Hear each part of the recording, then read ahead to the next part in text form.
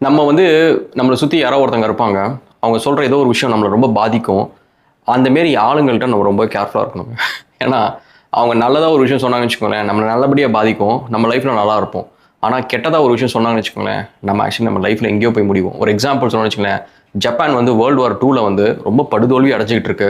அத காப்பாத்துறதுக்கு வழியே இல்ல அப்படின்றப்ப என்ன பண்றாங்கன்னா, அங்க இருக்க ஜெனரல்ஸ் எல்லாருமே வந்து ஜாப்பனீஸ் சோல்ஜர் கிட்ட போயிட்டு, இனிமே நம்ம ஜெயிக்கணும், நம்ம சாகக்கூடாது, நம்ம ஃபேமிலிலாம் நிம்மதியா இருக்கணும் அப்படின்னா, இந்த அமெரிக்கர்களை கொல்லணும், அதுக்கு வந்து உங்களோட உயிர் தியாகம் பண்ணணும் அப்படின்னு சொல்லிட்டு, அங்க இருக்கிற சோல்ஜர்ஸை வந்து காமகாசி சோல்ஜர்ஸா மாத்துனாங்க. சூசைட் பாம்பர்ஸா மாத்துனாங்க.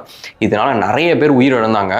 இந்த மாதிரி ஒரு உயிரிழக்கிற சுச்சுவேஷன் போனது வந்து அங்க நாட்டை காப்பாத்துறதுக்கு, ஃபேமிலியை காப்பாத்துறதுக்கு அப்படின்னாலுமே த பவர் டு கன்வின்ஸ் அப்படின்ற மாதிரி இருக்கிறவங்கள்ட்ட நான் ரொம்ப கேர்ஃபுல்லாக இருக்கணும் அப்படின்றது தான். ஏன்னா அவங்க நல்லது இன்னைக்கு சொல்லுவாங்க, நம்ம கன்வின்ஸ் ஆகிடுவோம். நாளைக்கு வேற ஏதோ ஒன்று சொல்லுவாங்க, அதுக்கும் கன்வின்ஸ் ஆகிடுவோம். பட் எனிவே யார் என்ன சொன்னாலும் சரி, நம்மளோட சுய சிந்தனை எப்போவுமே அங்கே இருக்கணும். நம்ம கிரிட்டிக்கல் திங்கிங் எப்போவுமே அவங்களுக்கு மேலே, அவங்க சொல்கிறதுக்கு மேலே இருக்கணும். So think about it, follow for more.